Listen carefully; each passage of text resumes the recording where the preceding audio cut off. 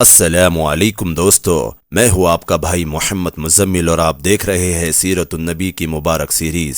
دوستو، اس سیریز کے پچھلے ایپیسوڈ میں ہم نے جانا کہ کیسے مکہ کے مشرکین اور بڑے بڑے سرداروں نے جمع ہو کر یہ مشورہ کیا کہ مسلمانوں کو اسلام سے ہٹانے کے لیے کیا کیا کیا جائے، اور آج کے اس ایپیسوڈ میں ہم جانیں گے کہ ان بدبخت مشرک سرداروں نے اپنے مسلمان ملازموں کو کس طرح کی تکلیفیں دی۔ بسم اللہ الرحمن الرحیم۔ چونکہ تمام قریش کے سارے قبیلے اور دوسرے تمام قبیلے دیکھ رہے تھے کہ ان کے معبودوں کی، جن کی وہ اور ان کے باپ دادا برابر پوجا کرتے چلے آ رہے تھے، بڑائی اور عزت مٹ رہی تھی اور بت پرستی خطرے میں پڑتی جا رہی تھی، اس لیے سب کو غصہ تھا اور بدلہ لینے کے لیے بھرے بیٹھے تھے۔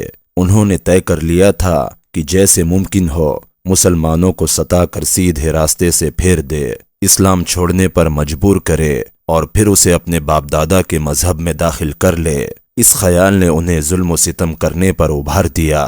زبیر کا چچا جس وقت اپنے گھر پہنچا تو بہت غصے میں تھا۔ جب حضرت زبیر کو دیکھا تو لپک کر ان کے بال پکڑ کر کھینچتے ہوئے پوچھا، بدبخت زبیر، کیا تم بھی مسلمان ہو گئے؟ حضرت زبیر نے نرمی سے جواب دیا، ہاں چچا، میں مسلمان ہو گیا ہوں۔ چچا کو بڑا غصہ آیا۔ اس نے ان کے سر کے بال اس زور سے کھینچے کہ حضرت زبیر کے آنسو نکل پڑے۔ بولا، اے خاندان کی ناک کٹانے والے، تم کیوں مسلمان ہو گئے ہو؟ اگرچہ حضرت زبیر جوان تھے، طاقتور تھے، چاہتے تو چچا کو اٹھا کر پھینک دیتے، لیکن وہ اپنے چچا کا احترام کرتے تھے۔ اپنے بزرگ کی شان میں گستاخی کی ہمت نہ ہوئی۔ دھیرے سے بولے، اے چچا، اسلام توحید کی تعلیم دیتا ہے۔ میں اپنے ہاتھوں سے تراشے ہوئے پتھر کے خداؤں کو چھوڑ کر اس خدا کا پرستار بن گیا ہوں جو دنیا کا پیدا کرنے والا ہے اور جس کے حکم کے بغیر ذرہ بھی حرکت نہیں کر سکتا۔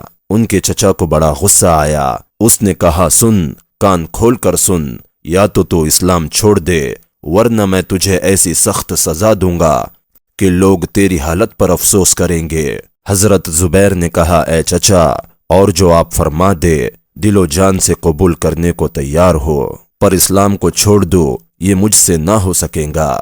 یہ سن کر ان کے چچا کو طیش آ گیا۔ اس نے کہا، تیری ایسی جرت، اچھا دیکھو تو کیسے اسلام کو نہیں چھوڑیں گا۔ یہ کہتے ہی بوڑھے نے حضرت زبیر کو کھجور کی چٹائی پہ لٹا دیا اور اونی کپڑے کی مشال بنا کر اسے جلایا اور حضرت زبیر کی ناک میں دھواں دینا شروع کیا۔ جب تک ممکن ہوا حضرت زبیر نے سانس روکے رکھا، لیکن کب تک روکتے؟ آخر نہ روک سکے اور دھواں دماغ میں پہنچا۔ اس لیے آپ کو بڑی تکلیف ہوئی۔ اگر آپ دھوئے کی طرف سے منہ نہ پھیرنا چاہتے تو ظالم چچا ان کے سر کے بال پکڑ کر پھر دھوئے کی طرف کر دیتا۔ دھوئے سے اتنی تکلیف پہنچی کہ آپ پر غشی کی حالت طاری ہو گئی۔ ان کے چچا نے ان کی یہ حالت دیکھ کر آپ سے کہا، بدبخت زبیر، اب بھی کچھ نہیں بگڑا، تو توبہ کر، اسلام کو چھوڑ اور اپنے باپ دادا کی طرف جھک جا۔ اگرچہ آپ کو سخت تکلیف ہو رہی تھی، دھوئے کا زہر دل و دماغ میں بھر گیا تھا، لیکن اسلام کا نشہ ایسا نہیں تھا جو اس دھوئے سے اتر جاتا۔ آپ نے فرمایا، اے چچا، اگر آپ مجھے دھواں دے کر مار بھی ڈالیں گے تب بھی میں اسلام کو نہیں چھوڑوں گا۔ بوڑھے کو ان کے جواب پر تعجب بھی ہوا اور غصہ بھی اس قدر آیا کہ اپنے ہاتھ اپنے دانتوں سے کاٹنے لگا۔ اس نے کہا، دیکھوں گا کہ کب تک تو اسلام کو نہیں چھوڑیں گا۔ یہ کہہ کر اس نے دھواں اور ناک کے قریب کر دیا۔ اس دھوئے سے حضرت زبیر کو اتنی تکلیف ہوئی کہ آپ بے ہوش ہو کر گر گئے، پر ظالم چچا کو بے ہوش بھتیجے پر بھی رحم نہ آیا۔ وہ بیٹھ گیا اور برابر دھواں دیتا رہا، یہاں تک کہ کپڑا جل کر راکھ ہو گیا اور بوڑھا بھی تھک گیا۔ تھک کر اس نے زبیر کو چھوڑ دیا۔ حضرت زبیر دنیا اور اس کی تمام چیزوں سے بے خبر ہو کے پڑے تھے۔ نہ کسی نے انہیں اٹھایا، نہ ہوش میں لانے کی کوشش کی۔ جس وقت حضرت زبیر پر یہ سختی گزر رہی تھی، اس وقت حضرت عثمان بن عفان کو ان کے چچا نے بلا کر پوچھا، بیٹے، کیا یہ سچ ہے کہ تو بھی مسلمان ہو گیا ہے؟ حضرت عثمان نے جواب دیا، ہاں چچا، یہ صحیح ہے۔ یہ سن کر ان کے چچا کو غصہ آیا۔ اس نے کہا، کم بخت، تو اندھے کے خدا کو پوچھتا ہے، اپنے باپ دادا کے مذہب کو چھوڑ کر نئے مذہب کا پجاری بن گیا ہے۔ بے وقوف، اپنے باپ دادا کے مذہب کو چھوڑ کر نئے مذہب کا پجاری بن گیا ہے۔ یا تو اس مذہب کو چھوڑ دے ورنہ میں تجھے بھی قتل کر دوں گا۔ حضرت عثمان نے کہا چچا کیا تم جانتے ہو کہ جس آدمی نے تمام عمر اندھیرے میں گزار دی اور اب اسے روشنی مل گئی ہو وہ روشنی چھوڑ کر پھر اندھیرے میں جا پڑے؟ ایک عقل مند آدمی کبھی ایسا نہیں کرتا۔ ان کے چچا کو اس پر بڑا غصہ آیا اور اس نے کہا اچھا تو اندھیرے سے اجالے میں آ گیا ہے، دیکھیے روشنی ہی تیری موت کا پیغام ہے۔ یہ کہہ کر اس نے حضرت عثمان کو کھجور کی رسیوں سے جکڑ کر درے سے بے دریغ پیٹنا شروع کر دیا اور اتنا پیٹا کہ آپ کا بدن لہو لہان ہو گیا۔ حضرت عثمان مار کھاتے رہے، تمام بدن زخمی ہو گیا، سخت تکلیف ہوئی۔ آپ نے تکلیف برداشت کرنے کے لیے ہونٹوں کو دانتوں میں دبا لیا۔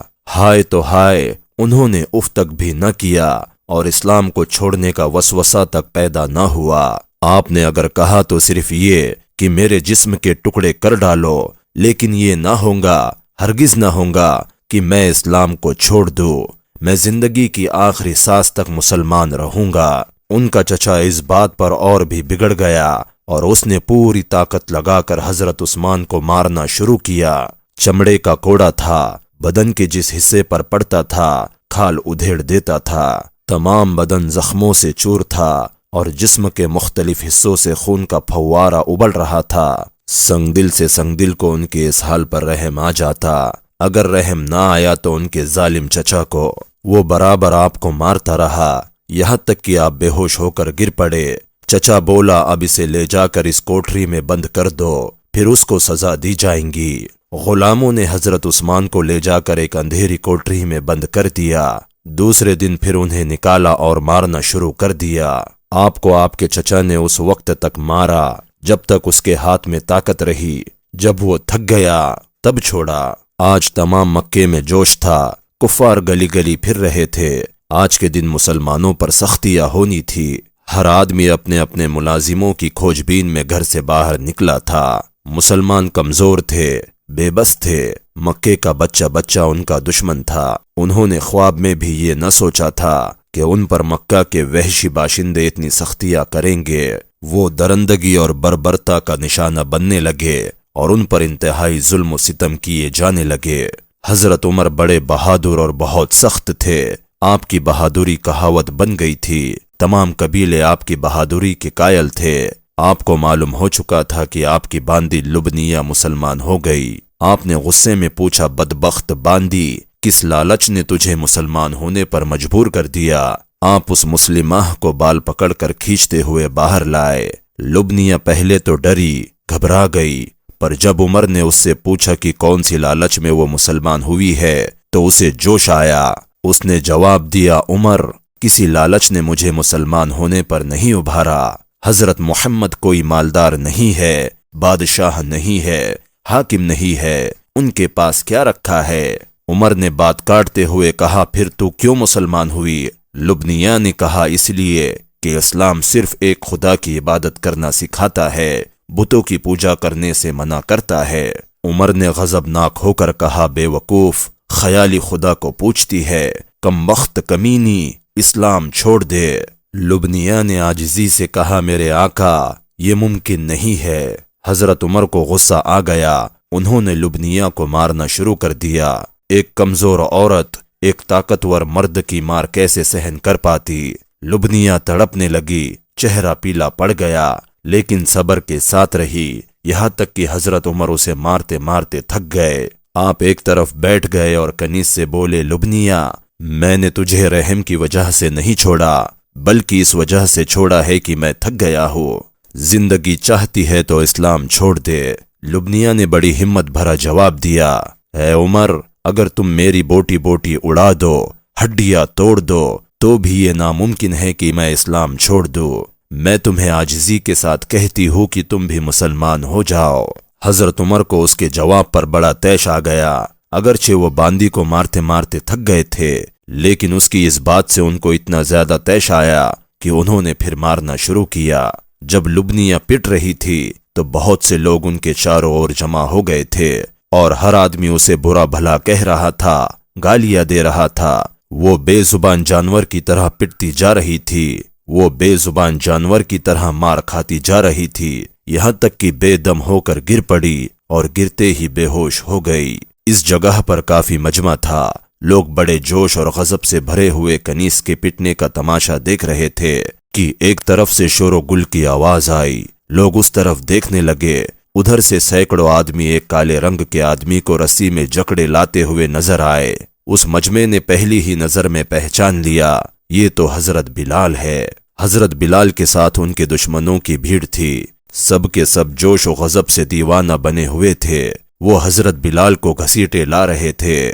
لات، مکے، گھوسے، کھجوروں کی کمچیاں، چمڑے کے کوڑے مارتے آ رہے تھے۔ کچھ لوگ کنکر اور پتھر بھی مار رہے تھے۔ ایک بڑا آدمی بھی ان کے ساتھ تھا، یہ امیہ بن خلف تھا۔ حضرت بلال اس کے غلام تھے۔ وہ آواز دے دے کر کہہ رہا تھا، مارو اس بدبخت کو، خوب مارو، یہ مسلمان ہو گیا ہے، یہ باغی اور غدار ہے۔ جب وہ مارنے کے لیے کہتا تو لوگ زور زور سے ان کو مارتے۔ حضرت بلال پٹ رہے تھے۔ آپ کا تمام جسم زخمی ہو گیا تھا، زخموں سے خون بہہ رہا تھا، مگر آپ کو نہ زخموں کی پرواہ تھی اور نہ خون نکلنے کا ڈر، نہ آپ کے لبوں پر آہ تھی، نہ کسی کا شکوہ، اور نہ چہرے سے کسی قسم کا غم اور دکھ ظاہر ہو رہا تھا۔ جب آپ کو کوئی پتھر لگتا یا کوئی گھوسا یا لات مارتا تو آپ نعرہ لگاتے، احد احد، اللہ ایک ہے،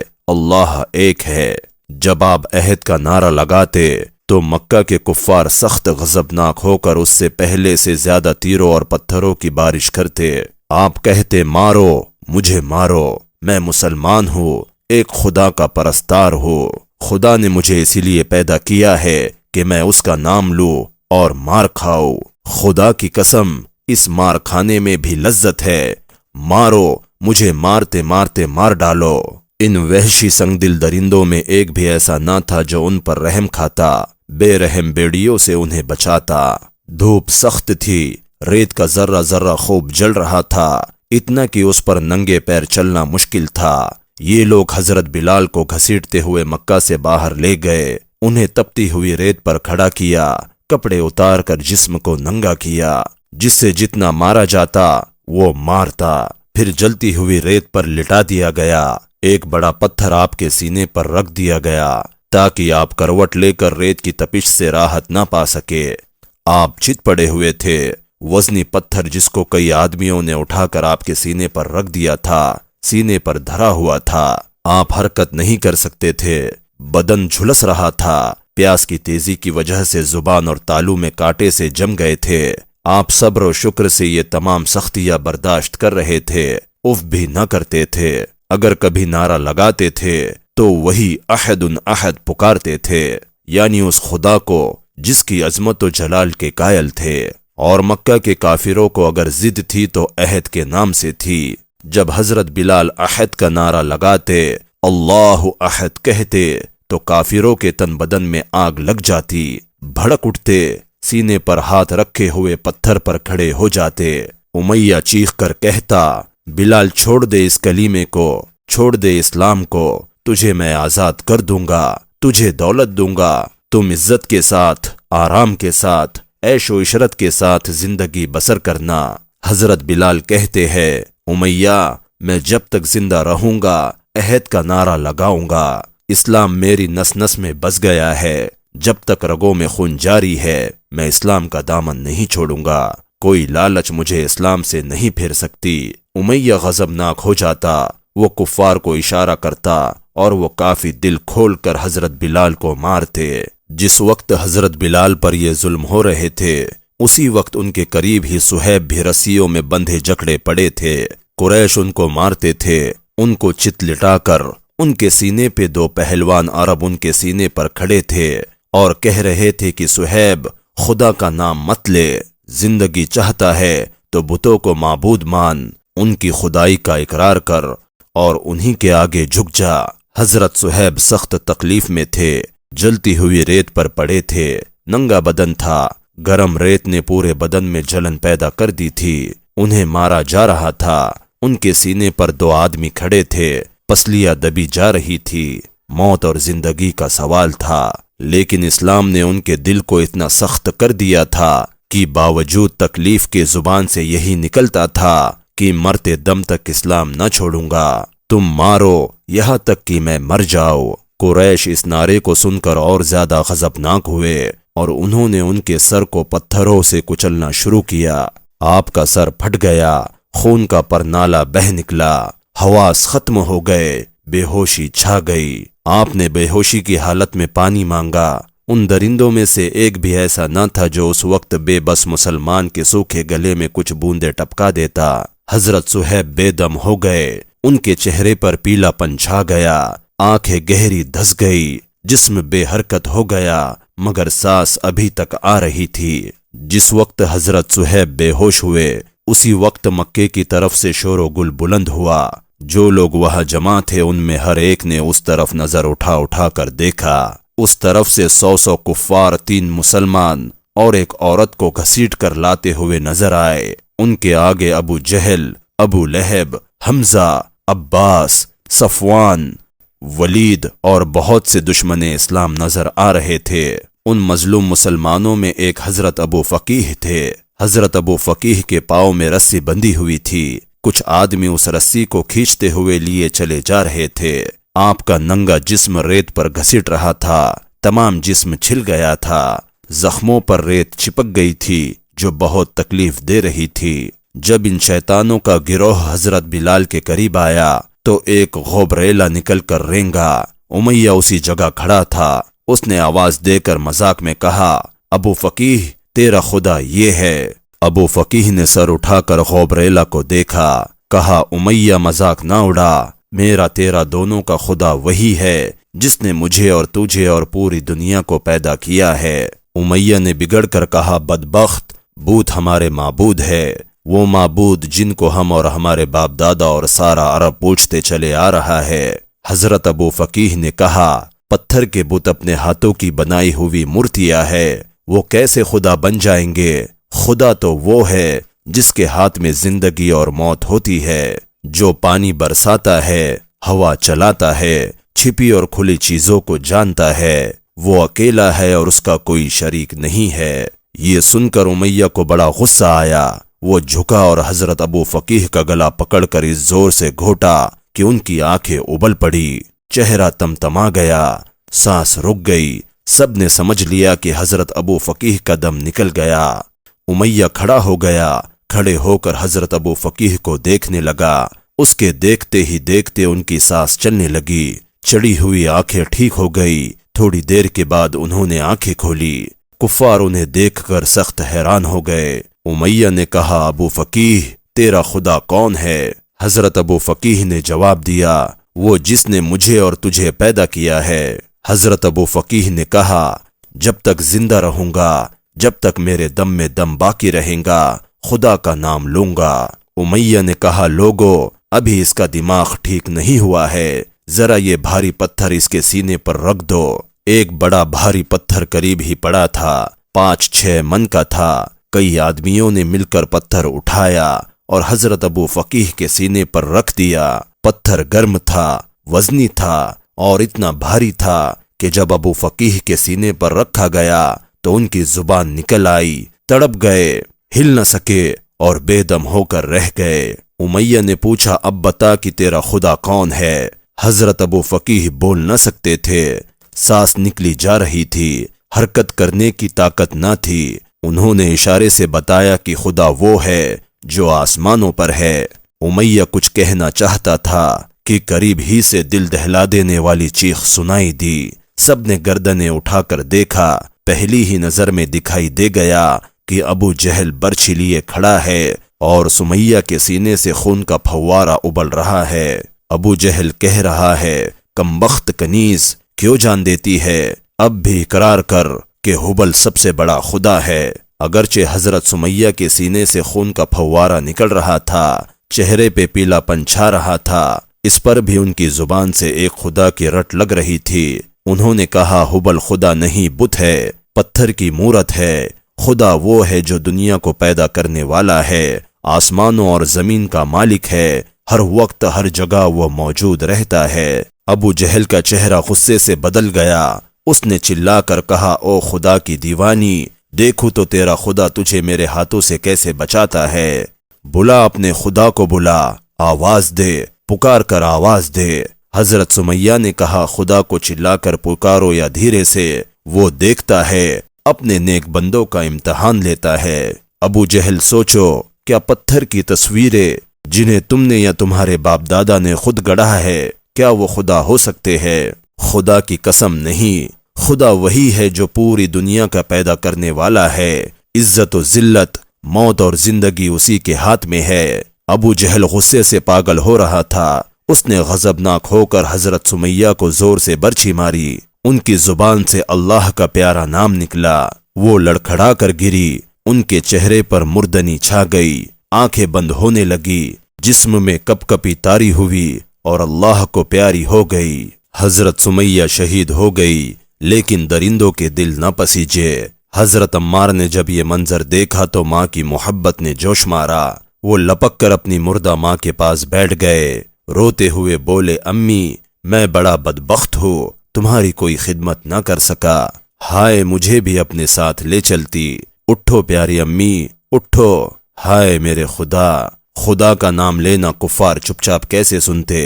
جب انہوں نے خدا کا نام لیا تمام کفار بگڑ گئے، سب ان پر برس پڑے۔ انہوں نے لات گھوسے اور مکے مارنا شروع کیا، اتنا مارا کہ وہ بے ہوش ہو کر اپنی ماں کی لاش پر گر پڑے۔ حضرت یاسر بھی قریب ہی کھڑے تھے۔ بیوی کی موت نے دکھی بنا دیا تھا، بیٹے کے بے ہوش ہونے سے اور بے قرار ہو گئے۔ انہوں نے کہا، بدبختو، تم میں ایک بھی خدا کا بندہ ایسا نہیں ہے جو اس بے گناہ اور بے زبان مخلوق پر رحم کرے۔ خدا کا نام سنتے ہی کفار کو غصہ آ گیا۔ انہوں نے اسے بھی گھوسوں اور مکوں سے مارنا شروع کیا۔ بولے، بے وقوف بوڑھے، خدا کا نام لیتا ہے، خیالی خدا کو چھوڑ اور ہمارے معبودوں کا اقرار کر۔ حضرت یاسر نے کہا، ناممکن ہے، مسلمان اس خدا کو مانتا ہے جو سب کا پیدا کرنے والا ہے، ان کا سر بتوں کے سامنے کبھی نہیں جھک سکتا۔ ابو جہل غصے سے بھر اٹھا، بولا، او موت کو دعوت دینے والے، تجھے ہمارے معبودوں کے سامنے سر جھکانا ہوگا۔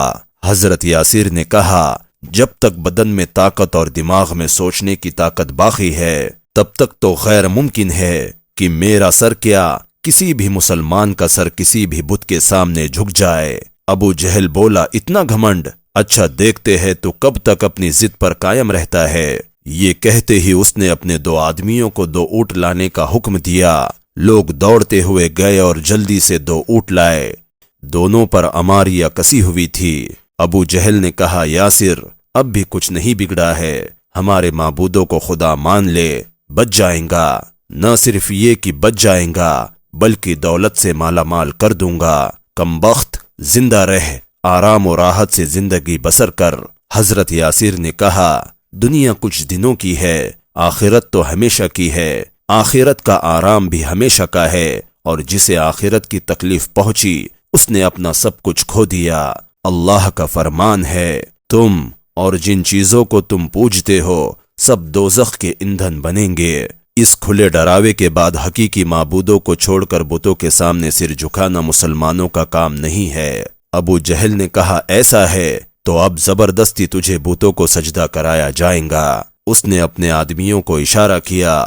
اس کے آدمیوں نے یاسر کو دونوں اونٹوں سے اس طرح جکڑ دیا کہ ایک اونٹ کی اماری سے دونوں ہاتھ اور دوسرے اونٹ کی اماری سے دونوں پاؤں باندھ دیے۔ اس طرح حضرت یاسر دونوں اونٹوں کے درمیان لٹکنے لگے۔ ابو جہل نے کہا کہ کیا ہمارے معبودوں کو سجدہ کرو گے؟